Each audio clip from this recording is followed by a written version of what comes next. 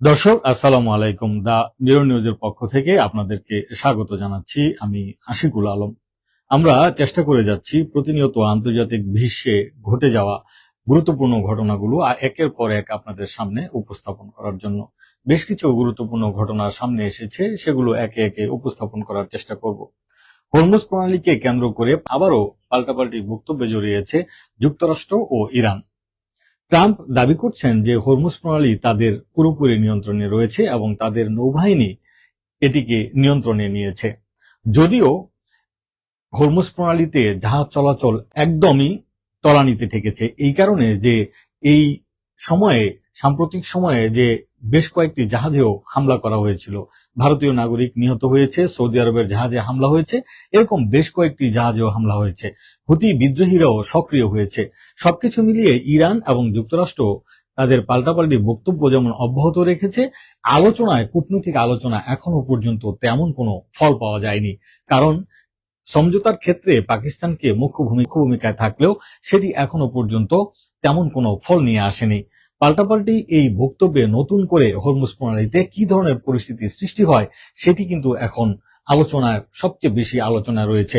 কারণ বিশ্বে জ্বালানি পরিবহনের ক্ষেত্রে হরমুজ প্রণালী সবচেয়ে বেশি গুরুত্বপূর্ণ ভূমিকা পালন করে, যেখানে বিশ্বের অধিকাংশ জাহাজই এই হরমুজ প্রণালী দিয়ে চলাচল করে।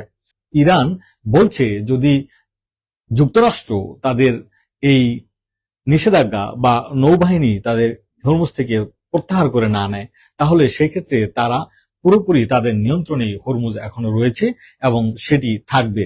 তারা তাদের সার্বভৌমত্ব এবং হরমুজের নিয়ন্ত্রণ রক্ষা করতে যা করণীয় সেদিকেই তারা আগাবে এবং সরকার এটি নিয়ে কাজ করছে।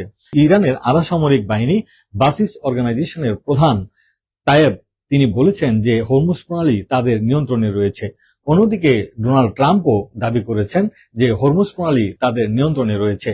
তবে আসলে সেখানে পরিস্থিতিটা এতটাই জটিল হয়েছে যে বাস্তব প্রেক্ষাপটে যেহেতু হরমুজ প্রণালীর জাহাজ চলাচল একদমই তলানিতে ঠেকেছে, তাহলে বোঝা যাচ্ছে যে এখনো পর্যন্ত সেখানে স্থিতিশীলতা আসেনি, আর সেটির বড় একটি প্রভাব পড়ছে বিশ্বের বিভিন্ন দেশের জ্বালানি সেক্টরে। দর্শক, আপনাদের কাছে নতুন একটি বিষয় নিয়ে আরেকটি বিষয় আপনাদের সামনে উপস্থাপন করতে চাই। সেটি হচ্ছে যে হোয়াইট হাউসের প্রেস সেক্রেটারি লেভিট পদত্যাগ করেছেন। 27 বছর বয়সে তিনি এই প্রেস সেক্রেটারির দায়িত্ব নিয়েছিলেন এবং সেখানে তিনি অত্যন্ত সততা এবং নিষ্ঠার সাথে দায়িত্ব পালন করেছেন বলে যুক্তরাষ্ট্রের প্রেসিডেন্ট ট্রাম্প তার এক্সে দেয়া এক বার্তায় এটি জানিয়েছেন। তবে তিনি পদত্যাগ করলেও ট্রাম্পের পরামর্শদাতা হিসেবে তিনি কাজ করে যাবেন। আরেকটি বিষয় আপনাদের সামনে উপস্থাপন করতে চাই, সেটি হচ্ছে যে ওমান উপকূলে সমুদ্রে যে বিপুল পরিমাণ অপরিশোধিত তেল নিয়ে একটি জাহাজ দুর্ঘটনায় পড়েছিল, সেটি থেকে সেই তেল এখন সমুদ্রে ছড়িয়ে পড়ছে, যার কারণে সেটিকে উদ্ধারের ক্ষেত্রে কাজ করছে। অলরেডি দুর্ঘটনাস্থলে উদ্ধারকারী জাহাজ সেখানে পৌঁছেছে এবং সেটিকে উদ্ধার করার ক্ষেত্রে কার্যক্রম শুরু হয়েছে। ভারতের প্রসঙ্গে একটু আসি। ভারতে সাম্প্রতিক সময়ে যে আন্দোলন 3 সপ্তাহ ধরে চলছে, শিক্ষার্থীদের যে নিয়োগ প্রক্রিয়ায় যে অনিয়ম, সেই আন্দোলন কিন্তু এখনো পর্যন্ত চলছে এবং এই আন্দোলনের ক্ষেত্রে শিক্ষার্থীদের সঙ্গে সরকারের পক্ষ থেকে আলোচনা করলেও সেটি তেমন কোনো ফল নিয়ে আসেনি, যার কারণে এই আন্দোলন তারা অব্যাহত রেখেছে। এদিকে এই আন্দোলনকে কেন্দ্র করে শিক্ষার্থীদেরকে খাবার এবং বিনামূল্যে খাবার সংগ্রহ করছে আরএসএস এবং বিভিন্ন হিন্দুত্ববাদী সংগঠনগুলো। তাহলে সেক্ষেত্রে বোঝা যাচ্ছে যে আন্দোলন খুব সহজে বা অল্প সময়ের মধ্যে থামবে না, যতক্ষণ না পর্যন্ত তাদের দাবি পূরণ না হয়। সেটি নিয়ে শিক্ষার্থীরা তাদের দাবির পক্ষে অনড় অবস্থানে রয়েছেন। আরেকটি খবর আপনাদের দিতে চাই, সেটি হচ্ছে যে ফ্রান্সের সবচেয়ে বড় যে একটি অদ্ভুত কাণ্ড ঘটেছে, ফ্রান্সের সবচেয়ে বড় পারমাণবিক বিদ্যুৎ উৎপাদন কেন্দ্রে সেখানে একজাক জেলিফিশের কারণে এখন প্রায় 900 মেগাওয়াট বিদ্যুৎ উৎপাদন বন্ধ রয়েছে।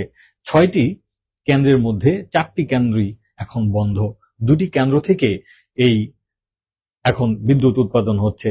সেক্ষেত্রে এই ফ্রান্সের এই সমস্যাটি দূর করার ক্ষেত্রে কাজ করছে সরকার। গেল বছরও এরকম একটি সমস্যায় পড়েছিল এই জেলিফিশের কারণে। যখন জেলিফিশের জাগ যখন এই চুল্লিতে আঘাত হানে, তখনই কিন্তু এ ধরনের ঘটনাগুলো ঘটে এবং সেক্ষেত্রে এখনো পর্যন্ত বিদ্যুৎ কেন্দ্রের যে কুলিং সিস্টেম সেটি বন্ধ হয়ে গেছে এই জেলিফিশের কারণে।